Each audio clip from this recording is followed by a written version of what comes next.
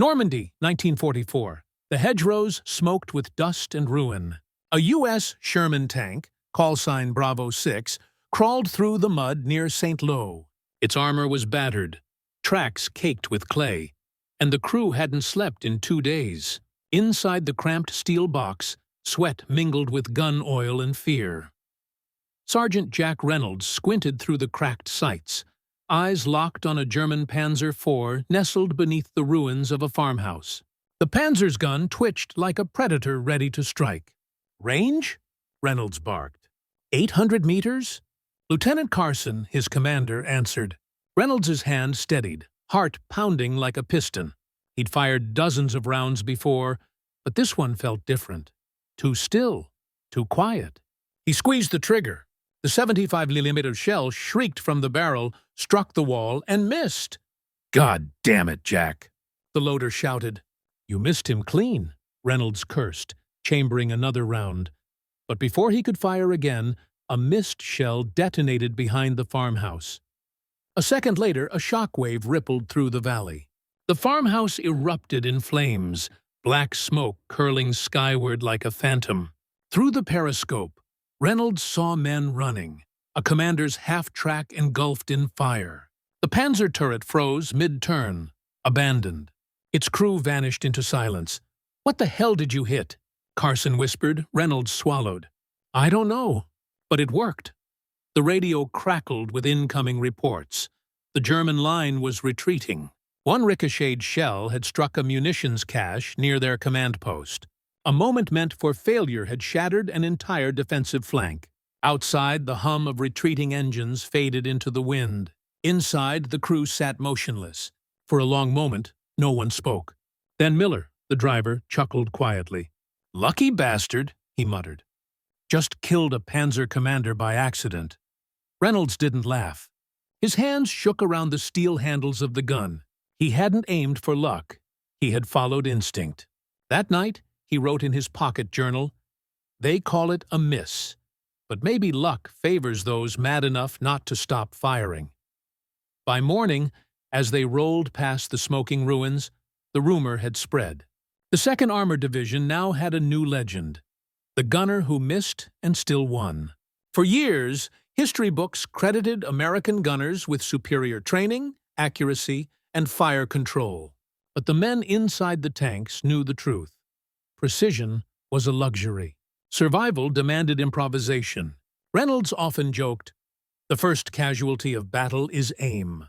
Inside a Sherman, visibility was limited to slits and periscopes. Smoke choked the cabin after every shot.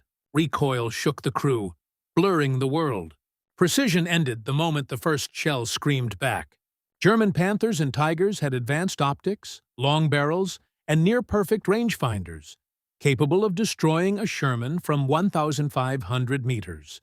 Americans had speed, numbers, and something harder to measure: nerve. Tank gunnery manuals spoke of geometry, wind, and trajectory. But in Normandy's mud, geometry died in smoke. American crews fought by sound, feel, and instinct. They fired at flashes, not coordinates, reading the battlefield's rhythm, one heartbeat between death and survival. Reynolds had never excelled at gunnery drills. He was fast, reckless, relying on instinct over instruction. Officers called him undisciplined. His crew called him alive. "The Germans fight with perfection," he once said.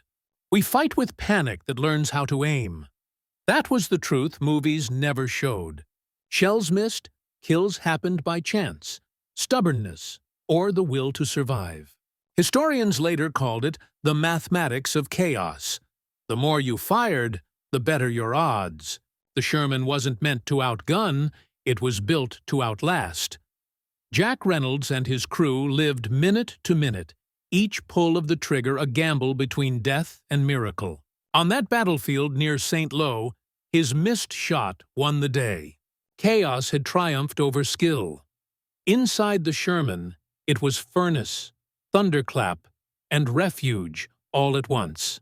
Armor barely 2 inches thick, noise rattling teeth and nerves, dust falling from every bolt. 5 men shared it: Miller, driver, hands blistered.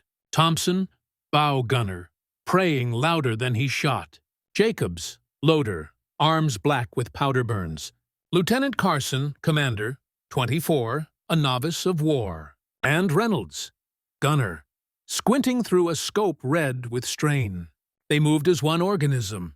Coughs, panic, sweat, fuel, and cordite. The scent of their days. Outside, hedges and snipers. Inside, ritual. Load, aim, fire, survive. The Sherman was a marvel of production, not protection. Germans mocked it as a Tommy Cooker. But within, it was life and legend intertwined. They weren't wrong. The thin armor made it vulnerable, but its design made it replaceable. For every German tank built, the United States built 5. And for every Sherman destroyed, another rolled off the factory line within a week. Reynolds didn't think of it as strategy. He just knew there were always more tanks behind him. We were like an assembly line that bled. He once said, "We weren't better soldiers. We were part of a machine that didn't stop." Behind those tanks was a nation that had transformed itself into an industrial juggernaut. Detroit built engines instead of cars. Ford built bombers. Women riveted armor plates and painted numbers on shells. Every shot Reynolds fired was powered by a million hands he'd never meet. The Germans had better optics. The Americans had better logistics. And sometimes that was enough. When the crews weren't fighting, they were fixing. Every battle left dents, holes, snapped cables. Mechanics scavenged parts from destroyed tanks. Some crews painted over the burn marks. Others kept them as scars. Inside the turret, Jack scratched words into the steel near his seat. "Miss Small, live long." It became his superstition. If he fired tight, maybe luck would bounce back his way. That was the world of a tanker. No comfort, no certainty, just 5 men trapped inside. Noise, smoke, and faith. Every morning when the hatches open and sunlight cut through the dark, they all wondered quietly if they'd see another one. The Sherman was never meant to be elegant. It was meant to be enough. And somehow, for men like Jack Reynolds, enough was all it took to make legends out of survivors. The day before the shot that would make him famous, Jack Reynolds tried something his commander had forbidden. The Sherman had taken damage from a near miss, and the gun's elevation gear was jammed. It could still fire, but the barrel drifted slightly upward after every shot. Technically, it should have been sent back for repair. Instead, Jack decided to work around it. He told his crew, "If the gun won't hold still, I'll make it part of the aim." They thought he was joking. He wasn't. He tested the recoil at different distances, firing practice shells into an empty field. He noticed that if he fired slightly below the target line, the gun's upward drift caused the shell to arc higher than expected, striking low targets from strange angles. The ricochet was unpredictable, but deadly when it worked. Lieutenant Carson called it insanity. Jack called it mathematics. You don't fix broken things in war. He said you learn how to break them better. When he fired that infamous miss near St. Lo, he was using that very technique. He aimed low, expecting the shell to bounce into the target's side. Instead, it struck the wall behind the farmhouse, ricocheted through debris, and hit the munitions pile that destroyed the Panzer command post. The explosion that followed wasn't luck. It was the universe rewarding madness. After the battle, the tank crews began talking. They called it the mad trick, the ricochet shot that hit everything but what it aimed for. Mechanics and engineers later examined the report and dismissed it as chance. But for those who were there, it was proof that instinct could sometimes outsmart engineering. That night, as the men ate cold rations beside the tank, Jack finally laughed. "Guess the Army can court-martial me for bad aim," he said. Carson replied quietly, "Not when it saves an entire line." What made Jack's method remarkable wasn't the physics. It was the defiance. American warfare thrived on order, procedure, and repetition. But history often hinged on men who didn't follow orders, who trusted their nerve more than manuals. In that burned-out village, One mistake turned into a miracle of momentum. And from that day forward, every crew in Bravo Company had a running joke. When your shot goes wide, maybe it's just finding something better to hit, and it would take months before anyone officially recognized what had happened. Reports filtered back to command, embellished and reinterpreted, but one phrase kept repeating in every account. The ricochet that saved the flank. Every account. The ricochet that saved the flank. Jack Reynolds never claimed genius. He just shrugged and said, "The tank did what it wanted. I just held on." In war, that was often enough. In the weeks after Santee, stories of the ricochet spread like wildfire. Tankers whispered about it at supply depots and in mess tents, a tale of a mad gunner whose wild shot turned into a legend. Some said it was luck, others called it divine intervention. But among the crews there was an unspoken truth. No manual could have prepared them for survival. Jack Reynolds hated the attention. "If I'd missed a little lower," he told his loader, "we'd be smoke and parts. Don't make a hero out of a mistake." But deep down, he knew why it mattered. In a war of numbers, small miracles gave men something to believe in. The Army's Ordnance Division later analyzed his after-action report. The engineers wrote a memo calling his ricochet physically plausible under abnormal ballistic conditions. It was the closest the bureaucracy ever came to saying you got lucky. But it wasn't just luck. Jack had learned to feel the recoil pattern, to predict how the tank shifted on uneven ground, to sense where chaos might align. It was a pilot's instinct in a gunner's hands. And that's where the true collapse math of war came in. Every equation of strategy, production, logistics, training broke down in the fog of battle. What saved men wasn't precision or planning, but adaptability. The kind that came from people, not policy. While generals calculated fuel and ammunition, men like Jack did their own math. The distance to the next shot, the number of shells left, the seconds until the next enemy round hit. Every move was a gamble, every breath a borrowed one. Jack once told a war correspondent, "They build tanks by the thousands, but it's the one behind the trigger that makes them dangerous." It became his unofficial epitaph. By late summer, the tide in Normandy had shifted. Sherman's advanced through shattered towns, supported by artillery and air cover. But for the men inside, the fear never changed. The Germans still had Tigers, and every encounter was a coin toss between life and vapor. That's why Jack's mad trick meant more than a lucky shot. It was proof that improvisation could rival technology. It was a reminder that human instinct could still rewrite physics, even in a world ruled by machines. Years later, when historians interviewed surviving tank crews, they often returned to the story. "You can't plan for chaos," one said. "You can only learn to live inside it." Jack Reynolds had lived inside it, and for one impossible afternoon, chaos had listened to him. He never taught the method formally. He said the trick only worked when the shooters stopped trying to be perfect. "You want precision?" he said once. "Go build a bridge. In war, you just make something happen." That's what he'd done.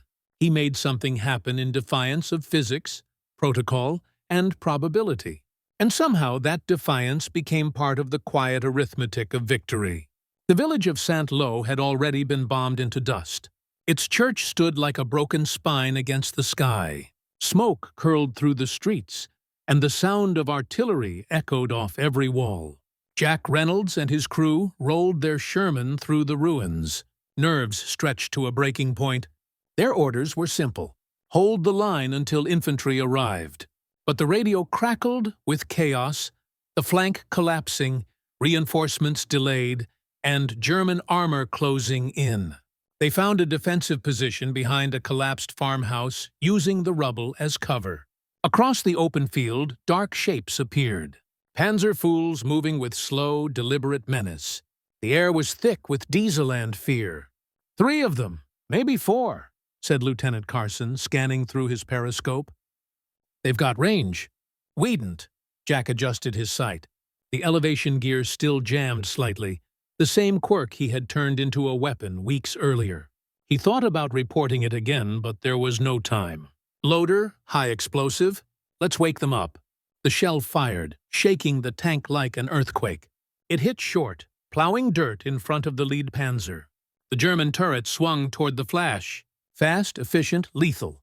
"Back up! Back up!" Carson shouted. The driver gunned the engine, treads grinding on broken stone. Another shell screamed overhead, exploding behind them. The shock waves slammed against the Sherman's hull. Jack steadied his aim.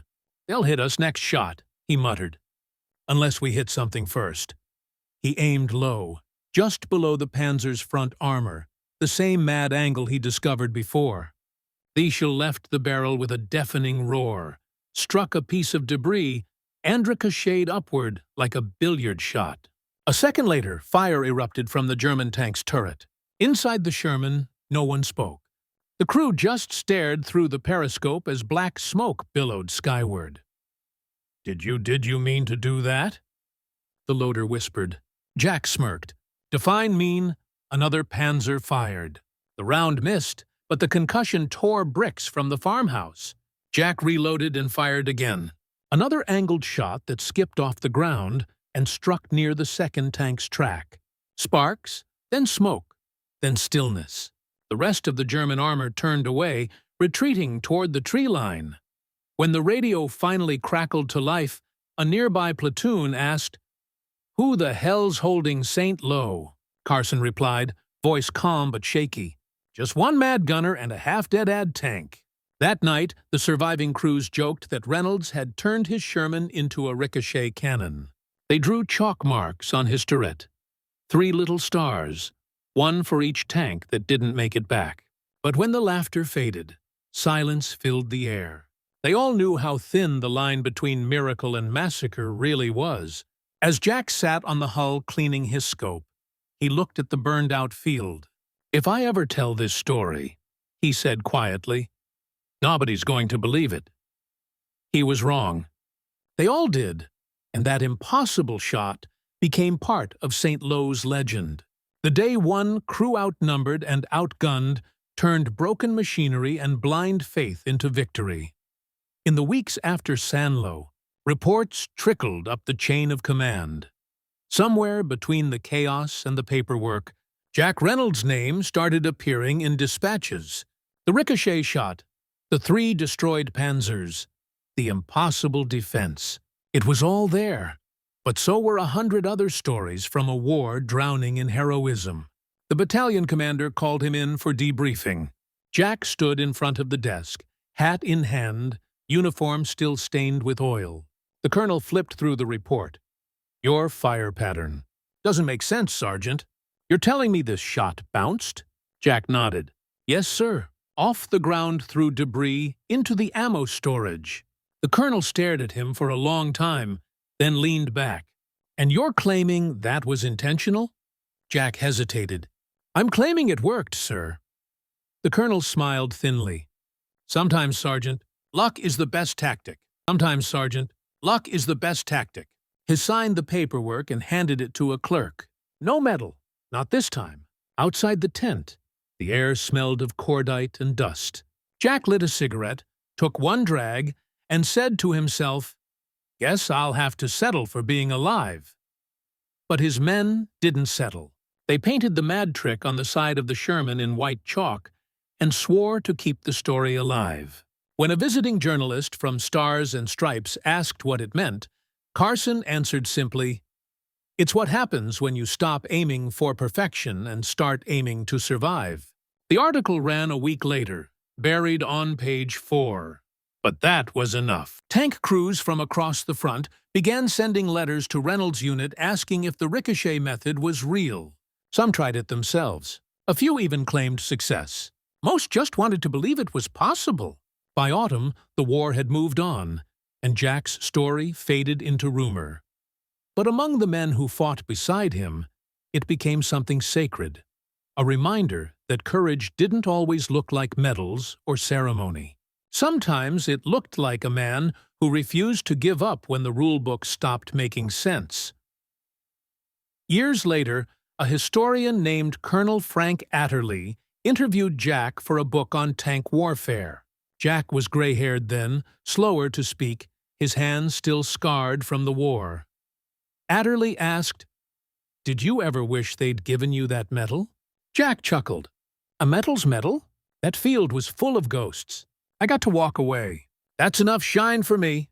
Atterley pressed him again. "Do you think it was luck or skill?" Jack smiled faintly. "Both. But maybe luck shows up for the ones who don't stop trying." The quote made it into the book's final chapter under a simple heading, The Math of Survival. And though history never gave Jack Reynolds a medal, the men who served under him carried his story for the rest of their lives. Proof that sometimes, in the middle of madness, a single act of defiance could echo louder than any award. It wasn't about glory. It was about grit. And that was enough to make Own Man's mad trick immortal. By early 1945, Jack Reynolds' mad trick had stopped being a story told over cigarettes. It had quietly become part of an unofficial training lesson passed between tank crews. They called it ricochet fire, though no manual mentioned it, no officer endorsed it, and no official film ever showed it. But among the men who fought at Saint-Lô-Mortagne and the Siegfried Line, the phrase aim low carried a different kind of power. When new recruits joined the unit, veterans told them, "You won't always get a clean shot, but if you've got guts, you'll make one." They didn't teach equations or ballistics. They taught instinct, timing, and courage.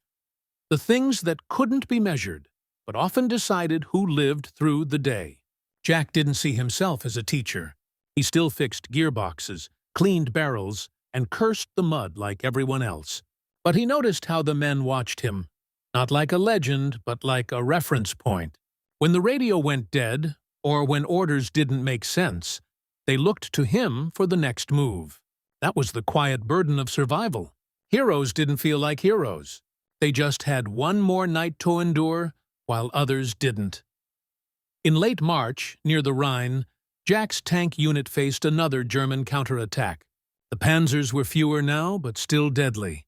This time, Jack didn't fire a ricochet. He didn't need to. His new gunner, barely 20, lined up a perfect shot. Breathing steady as Jack whispered, "Now." The shell hit. True. The panzer erupted in flame. Afterward, the kid turned to him and said, "That was for St. Lô, right?" Jack just smiled. "That was for the guys who didn't make it." He realized then that the trick had outgrown him. It wasn't just a shot. It was a mindset, a belief that even in the worst odds, a man could still fight smart, not desperate. When the war ended, the records showed the 3rd Armored Division destroyed hundreds of German tanks. Most of those victories were by the book. But somewhere inside the chaos, the unapproved, unorthodox, mad methods of men like Jack Reynolds had saved thousands of lives. After the war, Jack returned home to Illinois. He fixed tractors, raised 2 sons, and rarely spoke about combat. But one afternoon, when a neighbor asked how he survived, he said quietly, "You learn where to aim when life stops giving you targets." The neighbor didn't understand at first. Years later, that same line appeared in a veterans column under the heading Wisdom from the Gunners. Historians never wrote about Jack's ricochet in their grand overviews of the war, but in garages, reunions, and barroom conversations. His legend lingered because it captured something most reports never could. That survival wasn't just about weapons or willpower. It was about adaptability, the courage to try the impossible when nothing else would work.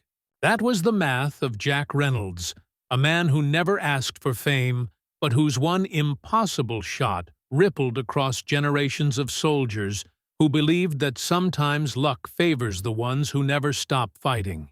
By 1946, long after the guns had gone silent and Europe began to rebuild, Jack Reynolds' story made its way into whispers within the armored corps. Officers who once dismissed his shot as reckless began using it as an example of battlefield ingenuity. Quietly, the U.S. Army commissioned an internal review on unorthodox gunnery success under pressure. Buried in the report was one unnamed case study, a ricochet shot in Normandy that destroyed 3 panzers. Jack never saw that report. He was too absorbed in rebuilding his life at home. His hands still shook while repairing engines, and sometimes he'd wake in the dead of night, reaching for a periscope that wasn't there. His wife once found him on the porch before dawn, staring across the fields as if expecting something to emerge from the fog. When she asked what he was thinking, he whispered, "The shot I almost didn't take." For years, veterans sought him out at reunions, hoping to shake the hand of the man who'd made that audacious shot. Some told him they'd tried it themselves, that it had saved their tanks, their crews, their lives. Jack always smiled and said, "Then it wasn't so crazy after all." He never called it genius. He called it desperation. At a 1959 veteran gathering, a young lieutenant asked him to give a short talk on leadership. Jack stood before the modest crowd, cleared his throat, and began, "You'll be told to follow orders, trust training, respect the book. That's all sound advice. But here's one thing the book doesn't tell you. Sometimes the book is wrong. Sometimes it takes a fool to do what's necessary." The room stayed silent for a long moment. When someone asked if he regretted taking the shot, he answered simply, "No, I'd regret not trying." In the decades that followed, tank warfare evolved. New armor, new weapons, new strategies, but the essence of what Jack embodied, initiative under fire, became doctrine. The U.S. Army began teaching flexibility and innovation as core principles. Commanders were reminded that, on a chaotic battlefield, a single soldier's split-second decision could shift the tide. Jack never claimed to invent anything. He had lived it. The terrifying, impossible clarity of a moment when instinct was all that remained. When he passed in 1968, a few surviving crew members gathered to honor him. They wore no medals. Instead, they placed an old Sherman shell casing beside his grave. Someone etched into the brass, "The Mad Trick, St. Lo." It wasn't official recognition, it was something better. Proof that memory can outlast metal. His legacy didn't belong in history books. It belonged to the men who learned from him, who understood that courage isn't the absence of fear, but the refusal to stop thinking when fear takes hold. History's verdict was clear. Jack Reynolds wasn't mad. He was the future, disguised as a fool. Jack's story didn't end with a medal or a monument. It ended with a quiet shell casing on a grave and a lesson etched in steel. Courage doesn't always look like heroism. It can look like defiance. His audacious shot wasn't about luck or brilliance. It was about a man refusing to surrender to hopelessness, turning chaos into calculation, and making survival an act of creativity. In the grand narrative of World War II, his name never appeared beside celebrated generals or decorated aces, but among the men who fought on the ground, his legend endured. They whispered of him in mess halls, on firing ranges, and in the silent pauses between battles. The gunner who aimed at dirt and struck destiny instead. Jack Reynolds's story reminds us that war is not fought solely with strength. It is fought with imagination, instinct, and the will to keep going when reason says it's over. He didn't change the war, but in that one impossible shot, he revealed the kind of men who did. Perhaps that is what true heroism is, not following the rules, but rewriting them when everything is on the line. Writing them when everything is on the line.